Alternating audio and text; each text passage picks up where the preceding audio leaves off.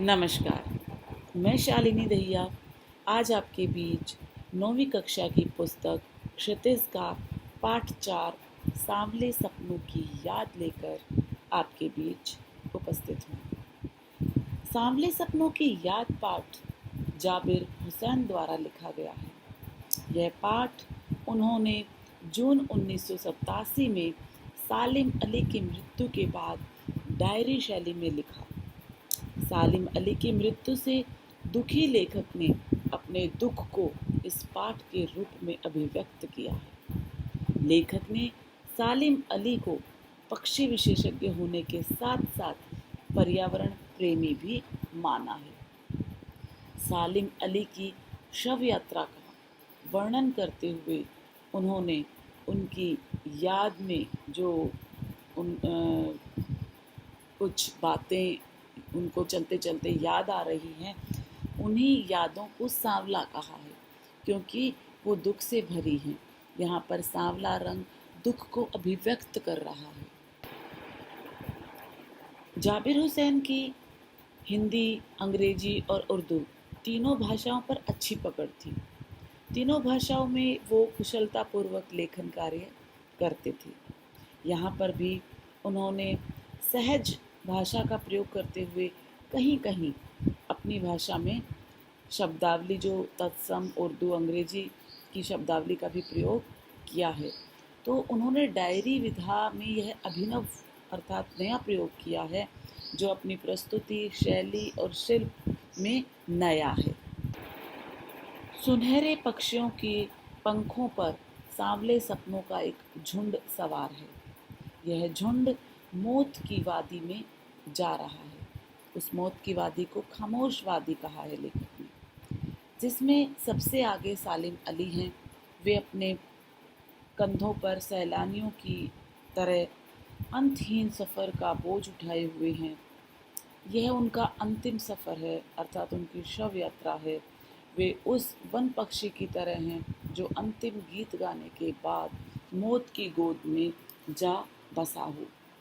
इस सोए पक्षी को जगाना भी अब कोई चाहे तो यह संभव नहीं है। सालिम अली इस बात से दुखी थे कि लोग पक्षियों को आदमियों की नज़र से देखते हैं। वे झरने, पहाड़ों, जंगलों को भी इस दृष्टि से देखते हैं। ऐसे में वे इनके मधुर संगीत का अनुभव नहीं कर पाते अर्थात वे उसमें डूब नहीं पाते, लीन नहीं हो पाते और उनके नज़रों से उन्हें नहीं देख पाते। लेखक का मानना है कि इतिहास में पता नहीं कब कृष्ण ने वृंदावन में नाना प्रकार की क्रीड़ाएं की और कब मधुर स्वर में बंसी बजाई।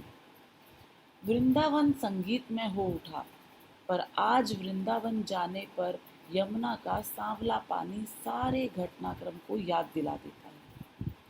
उसी तरह सालिम अली की अंतिम यात्रा में जब लेखक बढ़ रहे हैं तो उनकी यादों का हुजूम उनको पूरा का पूरा याद आ रहा है।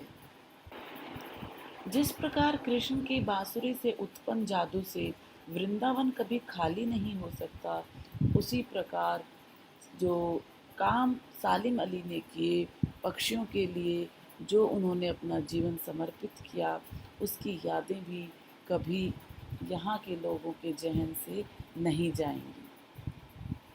कमज़ोर शरीर वाले सालिम अली की मृत्यु लगभग 100 साल की उम्र में हुई। उनकी मौत कैंसर से हुई।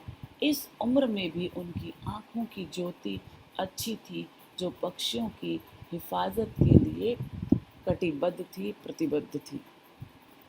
वे अपनी मृत्यु के निकट तक पक्षियों के बारे में जांच पड़ताल करते रहे।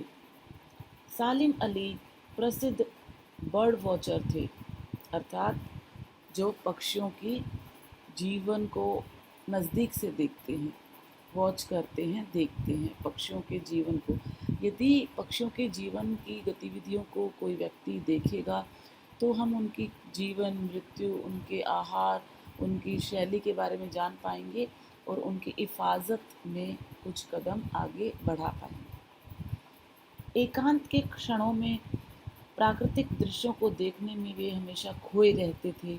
प्रकृति में उनके लिए अपनी हंसती खेलती रहस्यमयी दुनिया थी, जिसे उन्होंने अपने जीवन संगिनी तहमीना की मदद से बनाया था। वह पक्षी प्रेमी होने के साथ साथ पर्यावरण प्रेमी भी थे। वे केरल की साइलेंट वैली को रेगिस्तान हवा के झोंकों से बचाने के लिए तत्कालीन प्रधानमंत्री चौधरी चरण सिंह से मिले थे।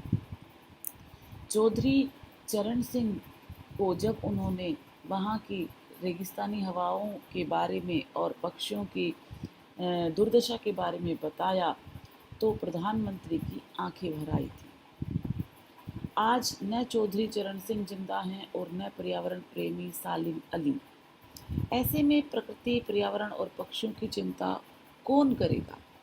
लेखक हमें यही समझाना चाहते हैं, हमारे जहन में इस बात को उतारना चाहते हैं कि हमें आज भी सालिम अली जैसे व्यक्तित्व की ज़रूरत है। आज भी हमें चौधरी चरण सिंह जैसे प्रधानमंत्री की ज़रूरत है, जो प्रकृति और पर्यावरण की रक्षा कर सकें, उसकी चिंता कर सकें। सालिम अली की आत्मकथा का नाम है फॉल ऑफ अ स्पैरो। इसी बात से प्रसिद्ध अंग्रेजी साहित्यकार D.H. लॉरेंस की मृत्यु के बाद की बात याद आ गई। कुछ लोगों ने उनकी पत्नी फ्रीडा लॉरेंस से अपने पति के बारे में कुछ लिखने के लिए कहा। उस समय फ्रीडा ने जवाब दिया कि उनके पति के बारे में उनसे ज़्यादा उनकी छत पर बैठने वाली गोरैया जानती है। गोरैया एक छोटी चिड़िया का नाम है जो अब लुप्त होने की कगार पर है।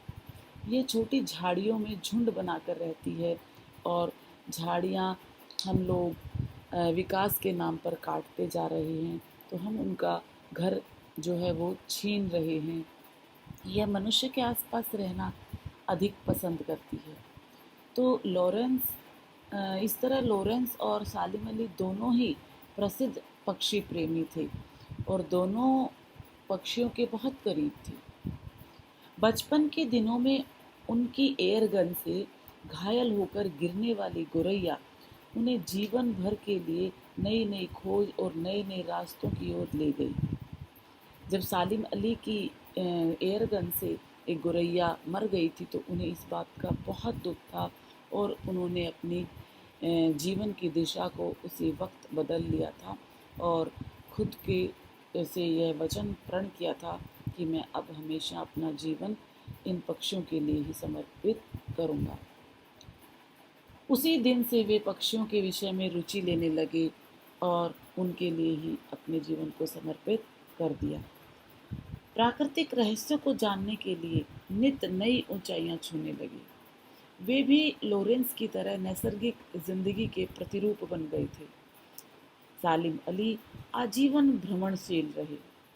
उनकी यायावरी यानी घुमक्कड़ी देखकर लगता है कि वे आज भी पक्षियों की ही खोज में निकले हैं और कुछ देर में अपने गले में दूरबीन लटकाए कुछ नई जानकारियों के साथ वापस आ जाएंगे।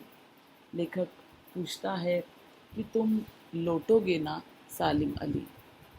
यहाँ पर लौटने का अर्थ वो पाठक से यह पूछना चाहता है, क्या तुम में से कोई सालिम अली के रूप में यहाँ लौटेगा जो पक्षियों की चिंता करेगा?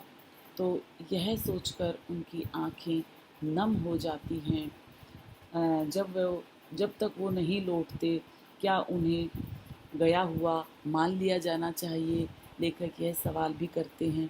तो जब तक वो लौट नहीं आते हमें कहना चाहते हैं कि हमें जब तक वो लौट कर नहीं आते हमें उन्हें गया हुआ बिल्कुल नहीं मानना चाहिए। अर्थात तब तक हमें प्रकृति की, पक्षियों की चिंता करते रहना चाहिए और उनके लिए कुछ ना कुछ जीव में कार्य करते रहना चाहिए। तो यह था डायरी शैली में लिखा संस्मरण।